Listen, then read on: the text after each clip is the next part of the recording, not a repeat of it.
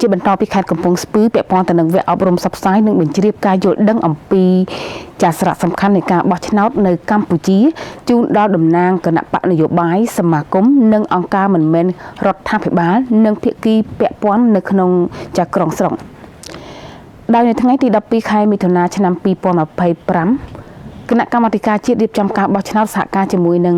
លេខាធិការដ្ឋានរៀបចំការបោះឆ្នោតខេត្តកំពង់ស្ពឺបានរៀបចំការផ្សព្វផ្សាយអប់រំអ្នកនយោបាយនិងបញ្ជ្រាបការយល់ដឹងស្ដីពីសារៈសំខាន់នៃការបោះឆ្នោតនៅកម្ពុជានៅសាលាស្រុកសំរោងទងក្រមអធិបតីភាពលោកស័ព្ទសវណ្ណអគ្គនាយករងនៃអគ្គនាយកដ្ឋានអប់រំព័ត៌មាននិងទំនាក់ទំនងសាធារណៈនៃកជបនិងមានការអញ្ជើញចូលរួមពី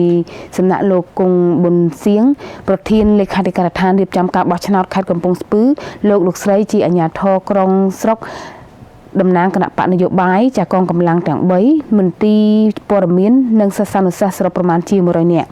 លោកស័ព្ទសវណ្ណអគ្គនាយករងនៃអគ្គនាយកដ្ឋានអប់រំព័ត៌មាននិងទំនាក់ទំនងសាធារណៈបានមានប្រសាសន៍នៅក្នុងពិធីបិទវគ្គផ្សព្វផ្សាយនិងបញ្ជ្រាបការយល់ដឹងស្ដីពីសារៈសំខាន់ការបោះឆ្នោតនៅកម្ពុជាជូនដល់តំណាងគណៈបកនយោបាយសមាគមអង្គការមិនមែនរដ្ឋាភិបាលនិងអ្នកពាក់ព័ន្ធក្រុងស្រុកដោយលើកឡើងថាវគ្គអប់រំផ្សព្វផ្សាយនិងបញ្ជ្រាបការយល់ដឹងនេះគឺជូនដល់តំណាងគណៈបកនយោបាយសមាគមមិនមែនរដ្ឋាភិបាលភាគីពាក់ព័ន្ធតាមក្រុងស្រុកខេត្តកំពង់ស្ពឺពិសេសគឺសិស្សានុសិស្សក្នុងការចូលរួមលើកកម្ពស់ការយល់ដឹងនិងដំណើរការនៃការបោះឆ្នោតនៅក្នុងសង្គមប្រជាធិបតេយ្យឲ្យបានទូលំទូលាយលោកបានបន្តថាចំពោះការខិតខំប្រឹងប្រែងរបស់លោកគង់ប៊ុនសៀងប្រធានលេខាធិការដ្ឋានរៀបចំការបោះឆ្នោត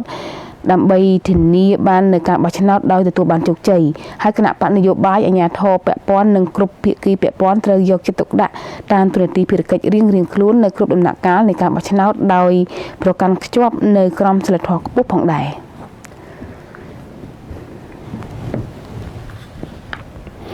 សម្រាប់ព័ត៌មានចុងក្រោយនៅក្នុងវគ្គព័ត៌មានម៉ោង 6:30 នាទី